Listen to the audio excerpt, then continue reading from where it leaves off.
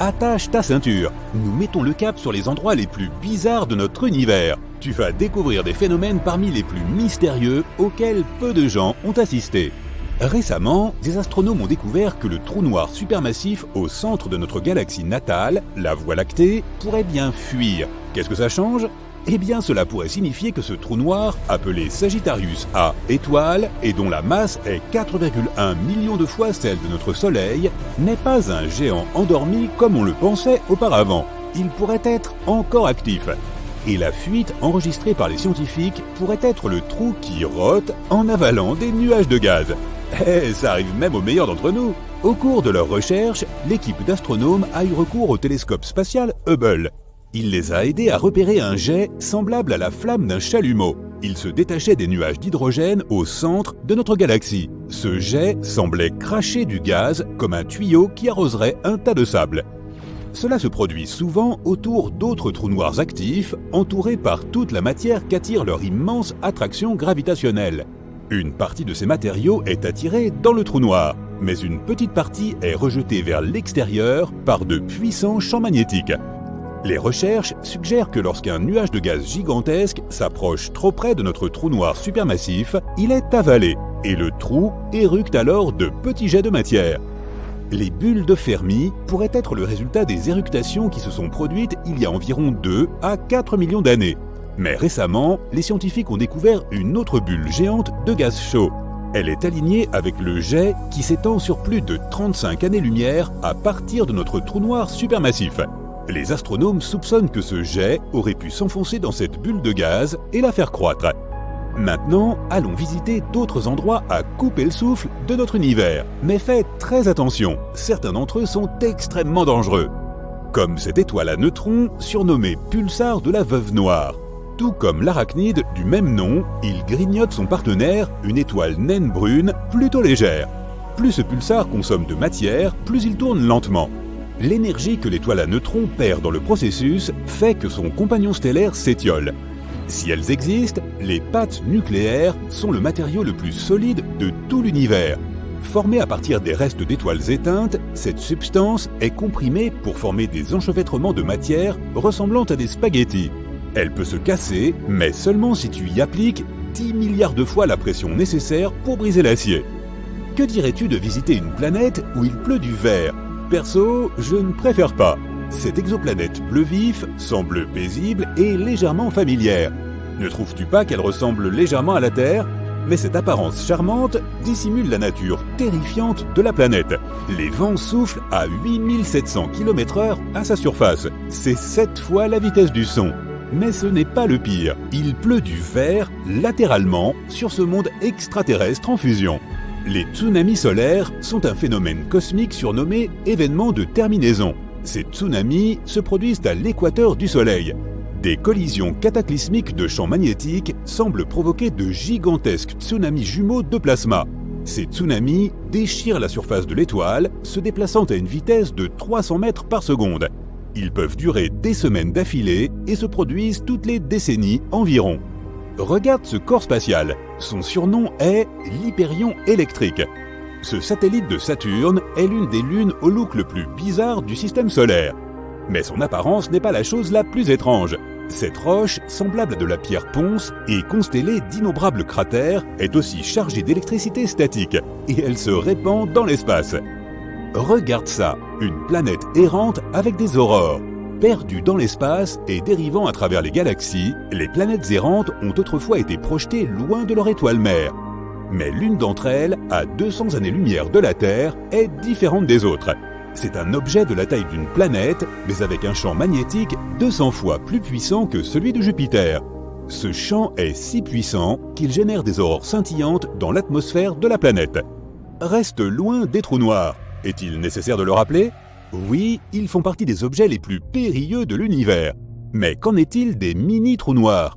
Contrairement à leurs frères et sœurs massifs, les hypothétiques mini-trous noirs pourraient être vraiment minuscules, pas plus gros qu'un atome.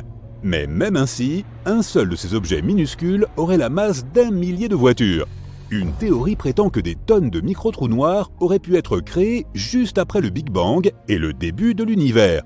Certains scientifiques vont même jusqu'à affirmer que quelques mini-trous noirs traversent notre planète chaque jour. Ah, je parie que tu vas aimer notre prochain arrêt, une planète de glace brûlante. La lointaine exoplanète Gliese 436b, d'une taille comparable à celle de Neptune, est un paradoxe. Elle est faite de glace chaude. La planète effectue une orbite complète autour de la naine rouge Gliese 436 en seulement 2 jours. Cela signifie qu'elle voyage remarquablement près de son étoile mère. C'est peut-être la raison pour laquelle les températures de la planète descendent rarement en dessous de 430 degrés Celsius. Mais la chose la plus étrange, la planète abrite d'énormes volumes de glace d'eau, connus sous le nom de glace X, qui restent solides malgré les températures étouffantes. Si tu aimes les bijoux, ce prochain monde est fait pour toi, une planète de diamants. À environ 4000 années-lumière de la Terre, il existe une planète qui pourrait bien être qu'un énorme diamant. La planète est plus dense que toutes les autres découvertes jusqu'à présent et se compose principalement de carbone. Elle est si dense que les astronomes pensent que ce carbone pourrait être cristallin, et cela pourrait signifier qu'au moins une partie de la planète est faite de diamants. Des lunes en orbite autour d'autres lunes pourraient bien exister, ou pas. Les astronomes ne sont pas encore d'accord sur ce point. Les planètes orbitent autour des étoiles et les lunes orbitent autour des planètes. Mais alors, pourquoi ne peut-il pas y avoir des lunes de lune, également connues sous le nom de sous-satellites, sous-lunes ou lunettes ? Les chercheurs affirment que les sous-lunes pourraient bien exister. Mais la lune haute doit être suffisamment massive, la sous-lune suffisamment petite, et il doit y avoir une vaste distance entre ces lunes et la planète haute. Maintenant, nous t'emmenons dans la galaxie des fossiles cosmiques. DGSAT-1 est aussi grande que la Voie lactée, mais elle semble presque invisible car ses étoiles sont réparties de façon incroyablement éparse. Mais ce qui rend cette galaxie unique, c'est qu'elle trône absolument seule, contrairement aux autres galaxies de ce type. Celle-ci se trouve généralement dans des amas galactiques. Cela pourrait signifier que DGSAT-1 s'est formé à une époque différente, probablement 1 milliard d'années à peine après le Big Bang. Et si c'était vrai, cette galaxie serait un véritable fossile cosmique. Maintenant, tu ne pourras pas tellement admirer le prochain phénomène spatial, et cela parce que les gens ne peuvent pas percevoir la lumière infrarouge. Or, le phénomène dont nous parlons est un flux infrarouge provenant de l'espace. Les étoiles à neutrons sont les noyaux effondrés ultra denses d'étoiles géantes. Elles émettent généralement des rayons X ou des ondes radio. Mais en 2018, des astronomes y ont découvert un étrange flux de lumière infrarouge. Il semblait provenir d'une étoile à neutrons située à 800 années-lumière de notre planète. Ce signal a probablement été généré par un disque de poussière entourant l'étoile, mais cette théorie n'a pas encore été démontrée. Derrière l'orbite de Neptune se trouve la mystérieuse ceinture de Kuiper remplie d'immenses objets glacés. Mais le plus curieux dans cette formation spatiale, c'est que les scientifiques ne parviennent pas à expliquer son mouvement. La seule explication qu'ils possèdent est que Neptune pourrait cacher à notre vue une planète gigantesque. Cette planète hypothétique a déjà reçu le nom de planète 9 et il ne nous reste plus qu'à attendre que son existence soit confirmée, ou pas. Rendons maintenant visite à notre étoile, mais nous devons faire attention à ne pas nous approcher de trop près, car l'atmosphère du Soleil est plus chaude que la surface de l'étoile même. Alors qu'à la surface, les températures atteignent 5500 degrés Celsius, la haute atmosphère se réchauffe à des millions de degrés. Les scientifiques soupçonnent que les explosions de chaleur en provenance du Soleil pourraient avoir un lien avec un phénomène unique. Voici un objet spatial qui vaut aussi la peine d'être visité. Haumea, une planète naine en orbite dans la ceinture de Kuiper, a une étrange forme allongée ainsi que 2 lunes. Un jour sur cette planète dure 4 heures, ce qui en fait l'objet massif qui tourne le plus vite de notre système solaire. Mais la chose la plus mystérieuse au sujet d'Haumea est que la planète est aussi entourée d'un mince anneau de 60 km de large. Tu t'es déjà demandé ce que cela ferait d'entendre le son d'un trou noir ? La NASA a pensé à toi. Ceci est un trou noir qui hurle. Hurler dans l'espace ? Je pensais que dans l'espace, personne ne pouvait entendre crier. Eh bien, laisse-moi t'expliquer un peu. En utilisant un télescope, la NASA a examiné les mouvements des gaz chauds dans un amas de galaxies en 2002. Puis, ils ont converti ce qu'ils ont trouvé en un son. Le bruit, comment le dire gentiment, n'était pas exactement agréable, mais ce n'est pas grave. Après tout, pouvoir entendre le bruit que produit un gaz chaud dans un amas de galaxies situé à 250 millions d'années-lumière, c'est déjà assez dingue en soi, non ? Eh, Tu aimerais entendre le bruit que produit le gaz ici sur Terre? Non, ok, laisse tomber. Les ondes sonores existaient déjà dans l'amas de gaz. Les experts les ont donc tout simplement adaptées à l'échelle de notre capacité auditive. Ils ont ainsi traduit les données provenant du télescope. Le principe est universel. Dans notre atmosphère, nous pouvons entendre les choses parce que les ondes de pression se déplacent dans un milieu comme un liquide ou un gaz. Les ondes sonores dans ces galaxies peuvent également se déplacer puisqu'elles sont entourées de gaz. Quel est le rapport avec les trous noirs? Eh bien, la chose qui déclenche ces ondes de pression dans l'amas est un trou noir géant. Pour être plus précis, il s'agit d'un trou noir supermassif qui pèse des millions de fois plus que le Soleil. Les experts ne comprennent pas encore parfaitement la relation entre les trous noirs supermassifs et les amas de galaxies qui les entourent. Ils savent seulement que les deux évoluent ensemble. Ils sont interindépendants. Le cluster nourrit le trou noir avec de nouveaux matériaux, etc. Et en retour, le trou noir chauffe le cluster. C'est tout ce que nous savons pour le moment. Je me suis alors demandé quelle était la taille des plus gros trous noirs. Il existe 4 types de trous noirs: stellaires, intermédiaires, supermassifs et miniatures. Naturellement, les plus grands entrent dans la catégorie des supermassifs. Le plus grand trou noir de l'univers que nous avons découvert jusqu'à présent est d'environ 66 milliards de fois plus grand que le Soleil. C'est l'un des objets les plus brillants de l'univers. Les astronomes continuent de scruter l'espace et de trouver de nouveaux trous noirs. Mais est-ce que tu t'es déjà demandé quand le premier trou noir a été repéré? Il a été découvert par plusieurs chercheurs simultanément en 1971. Les scientifiques ont d'abord établi que ces objets étaient formés à partir des restes d'étoiles massives. Après l'apparition d'un trou noir, celui-ci avalait tous les objets alentour. Voici un bref résumé du fonctionnement de ces objets spatiaux. Leur force gravitationnelle est très élevée. Rien ne peut s'échapper d'un trou noir après avoir traversé l'horizon des événements. Les trous noirs mangent tout. Et exactement comme moi en fait. Je veux dire, même la lumière est piégée à l'intérieur. Ce qui est encore plus cool, effrayant, c'est que les lois du temps et de l'espace y sont déformées. Si tu tombais dans un trou noir, tu te rendrais compte que le temps y ralentit. Einstein l'explique dans sa célèbre théorie de la relativité générale. En termes très simples, le temps est affecté par la vitesse à laquelle tu te déplaces à des vitesses extrêmes. La NASA a découvert un trou noir en pleine expansion. Mais n'aie pas peur, le monde n'est pas en danger. Ce trou noir était sous les yeux des astronomes depuis le début. Il se trouve dans une région du ciel parfaitement observée et connue. Les astronomes affirment que ce trou s'est formé 750 millions d'années après le Big Bang. Tu sais, la naissance de notre univers. Alors, pourquoi les trous noirs sont-ils si brillants? Eh bien, c'est un peu paradoxal. Lorsque j'ai décrit ce phénomène spatial, j'ai dit que les trous noirs étaient si denses que même la lumière y était piégée dedans.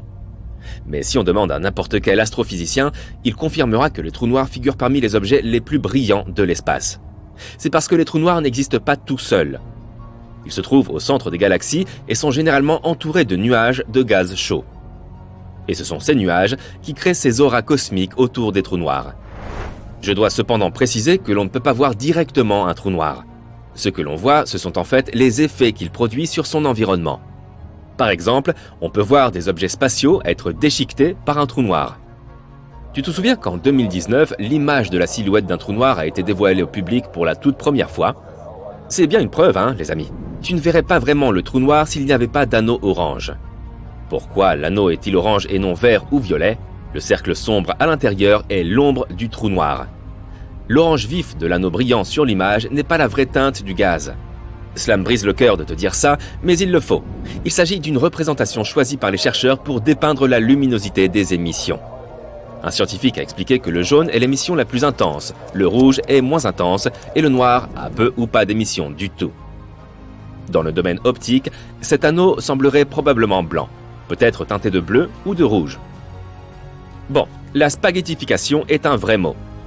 C'est une capacité étonnante qu'ont les trous noirs.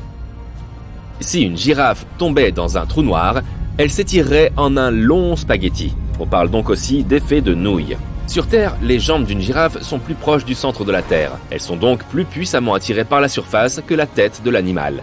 Cette règle joue en faveur de l'animal sur Terre, mais jouerait en sa défaveur à l'intérieur d'un trou noir. Dans un trou noir, il y a une gravité extrême. Plus les pattes de la girafe se rapprochent du centre du trou noir, plus la gravité les étire. Et plus la gravité se rapproche du centre, plus ses pattes bougent rapidement. Mais la partie supérieure du corps de la girafe étant plus éloignée, elle ne se rapprocherait pas du centre aussi vite que ses pattes. Et voilà la spaghettification. Je pourrais avoir des boulettes de viande avec, non ? La seule différence entre un trou noir et notre Soleil est que le centre du trou est constitué d'un matériau super dense. Cela fournit au trou noir un puissant champ gravitationnel qui peut tout piéger, y compris la lumière. C'est pourquoi nous ne voyons pas les trous noirs. Savais-tu que théoriquement, on peut transformer n'importe quoi en trou noir ?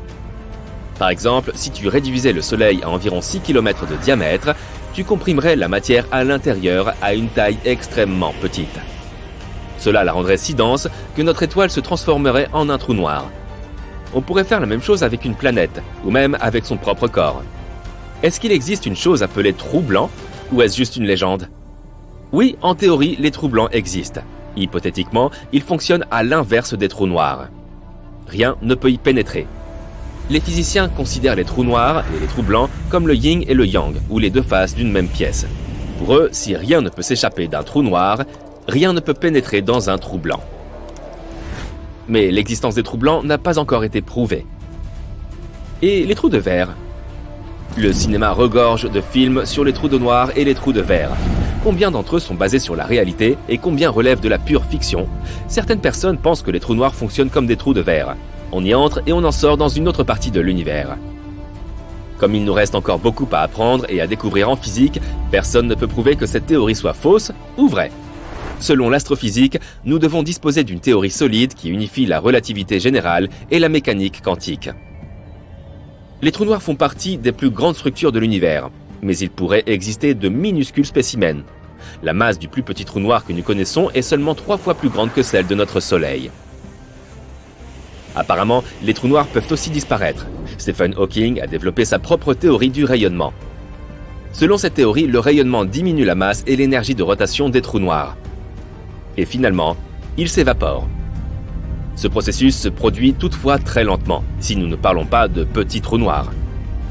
Les astronomes ont découvert un trou noir furtif dans la galaxie voisine. Ce qui rend celui-ci spécial est le fait qu'il s'agit du premier trou noir stellaire inactif en dehors de notre galaxie. Ce type de trou noir est difficile à observer car il n'interagit pas beaucoup avec son environnement. Ils n'émettent pas autant de radiation que les autres trous noirs. Revenons ici sur Terre. Qu'en est-il des trous d'effondrement ? Eh bien, la logique est différente. Pourtant, si tu traverses l'horizon des événements, toute ta voiture peut disparaître. Oups ! Savais-tu qu'il existe un objet astronomique dans lequel l'espace et le temps échangent leur place ? Mais comment ça fonctionne ? Et que signifie exactement échanger l'espace et le temps ? Essayons de comprendre. Imagine que tu es dans un vaisseau spatial qui ne peut que se déplacer qu'en ligne droite. Ta trajectoire mène à un point inévitable, et tu n'as aucune idée de ce qui t'attend. Tu peux seulement espérer que ce ne sera pas trop grave. Pendant ce temps, tout ce qui t'entoure n'est que pure folie. Un assemblage chaotique d'événements historiques. Qu'est-ce que tu vois ?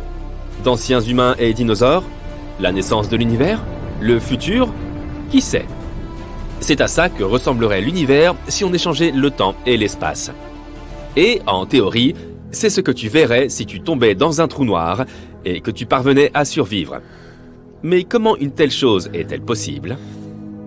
Tout d'abord, parlons du temps et de l'espace. Imagine que tu dessines une ampoule électrique sur une feuille de papier. Puis tu prends une autre feuille et tu dessines la façon dont elle s'est allumée. Pour l'instant, ce n'est qu'un petit cercle de lumière. Une autre feuille, le cercle de lumière s'agrandit. Il devient de plus en plus grand jusqu'à ce que, finalement, il se transforme en un énorme cercle. Dans la réalité, l'ampoule s'allume en un clin d'œil. Parce que la vitesse de la lumière est plus rapide que l'univers. Mais ici, sur nos dessins, on a capturé la propagation de la lumière image par image. On voit comment, au fil du temps, la lumière est passée d'un petit point à un grand cercle. Mais si tu empiles ces cercles, ça ne te rappelle pas une certaine forme ? Par exemple, un cône ? Exactement. On appelle ça un cône de lumière. Et le temps est l'axe central de ce cône. Pourquoi ? Parce que la lumière se transforme d'un petit point en un grand cercle au fil du temps. Pour s'en souvenir, dessinons un vecteur temps, une flèche à l'intérieur du cône. Elle va du passé vers le futur. Pendant ce temps, les cercles représentent l'espace. Dans l'espace, on peut se déplacer comme on veut, dans n'importe quelle direction, vers le haut ou vers le bas, en zigzag et ainsi de suite. Mais peu importe les zigzags qu'on dessine, on avance toujours le long de la ligne de temps. On ne peut pas revenir en arrière et on ne peut pas arrêter le temps. Cela nous aide à définir le temps et l'espace. Le temps est la direction dans laquelle le cône de lumière est orienté. C'est la direction où tous nos chemins mènent et où se trouve inévitablement notre avenir. Et l'espace est toute la variété de directions perpendiculaires à la ligne de temps.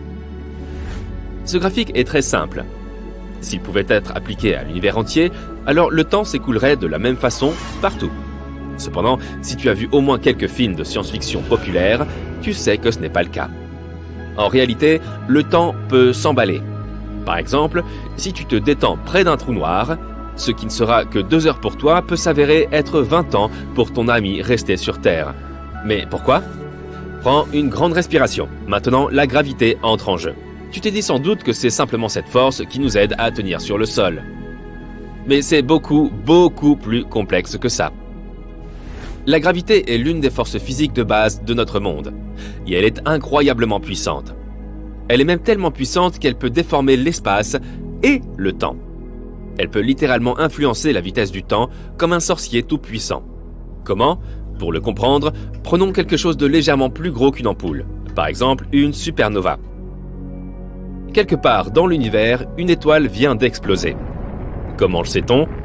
Rien dans l'univers, aucun son, aucune onde radio, rien ne voyage plus vite que la lumière. Donc on ne prend conscience de la naissance d'une supernova que lorsqu'on la voit. Et cela n'arrive que lorsque son cône de lumière grandit suffisamment et atteint notre planète. Donc le cône de lumière grandit et grandit. Jusqu'à présent, tout va bien. Et finalement, il atteint notre planète. Mais il y a un hic. Notre planète est massive. Très massive. Et elle a une gravité assez forte.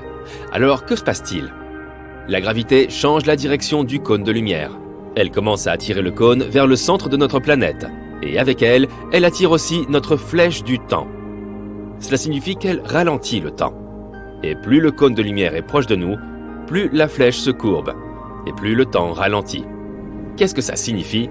Ça signifie par exemple qu'une montre autour de ta cheville sera en retard par rapport à une montre à ton poignet, que ta tête vieillit plus vite que tes jambes, et que les astronautes en orbite terrestre vieillissent un peu moins vite que les gens sur Terre. C'est ce que les scientifiques appellent la relativité générale. Ok, mais quel est le rapport avec notre sujet ? Comment peut-on comprendre ce qui se passera si on échange l'espace et le temps ? Ne t'inquiète pas, on y arrive. Imagine maintenant un corps cosmique avec une gravité incroyablement forte. Il déforme tellement le temps et l'espace qu'on a l'impression qu'ils s'échangent. C'est un trou noir. Il attire absolument tout vers son centre. Aucune étoile, aucune planète, aucune lumière ne peut y échapper. Disons que notre cône de lumière s'en approche. D'abord, comme d'habitude, le temps commence à se plier vers le centre du trou noir, attiré par sa gravité. Mais la gravité est très forte, si bien qu'il se courbe de plus en plus, et le temps va de plus en plus lentement au fur et à mesure que tu t'approches du centre. À la fin, le cône de lumière traverse la limite du trou noir, ce qu'on appelle l'horizon des événements. À ce moment-là, il s'est tellement déformé que maintenant il pointe littéralement vers le bas. On peut dire que le temps a changé sa direction. Le temps pointe vers le bas. Qu'est-ce que c'est que cette absurdité ?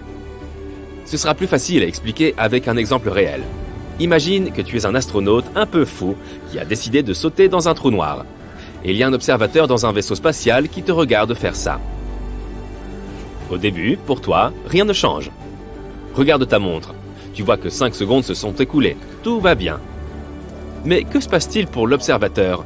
Tout d'abord, tu vas tomber pendant un très long moment. L'observateur est assis là depuis 50 ans. Et tu tombes toujours, parce que ton temps a ralenti. Deuxièmement, comme l'espace est également déformé près d'un trou noir, l'observateur verra que tu commenceras à t'étirer comme un spaghetto. C'est un terme scientifique d'ailleurs, qui porte le nom de spaghettification. Et puis tu franchis enfin l'horizon des événements. L'observateur ne te voit plus. La lumière ne peut pas s'échapper d'un trou noir, donc ton image n'atteindra pas l'observateur, même si tu es toujours à l'intérieur. Et que se passe-t-il pour toi ? Et si tu avais survécu d'une manière ou d'une autre, rappelle-toi que la flèche du temps pointe vers le centre du trou noir. Cela signifie que désormais, le centre du trou noir est ton avenir. Ce n'est pas un lieu, c'est un destin que tu ne peux pas changer. et l'endroit d'où tu viens, ainsi que le reste de l'univers, n'existe plus pour toi. Parce que maintenant, ce n'est pas un lieu, mais un événement du passé. Et comme tu ne peux pas remonter le temps, tu ne pourras jamais revenir. Mais qu'est-ce qui se trouve autour de toi? Un chaos complet. Les rayons de lumière se déplacent maintenant dans toutes les directions, en avant, en arrière, et ainsi de suite. Les rayons représentant les événements du passé, du futur, du présent, tout cela se déplace autour de toi. En réalité, l'espace et le temps n'ont pas échangé leur place. Mais on a l'impression qu'ils l'ont fait, parce que dans l'espace, tu ne peux plus faire qu'avancer, comme si tu suivais une ligne droite. Et le temps, reflété dans les rayons lumineux, t'entoure partout et se déplace dans toutes les directions possibles. Et là, on retourne au début. Cet exemple horrifiant nous aide à imaginer ce que l'on ressentirait si le temps et l'espace étaient inversés. Bien sûr, tout cela n'est que théorie et supposition. L'idée même que nous nous déplaçons dans une direction, celle que nous n'avons pas choisie, et qu'il y a un chaos temporel complet autour, semble assez effrayante. Et pourtant, ce serait une expérience très intéressante. Tu es partant ?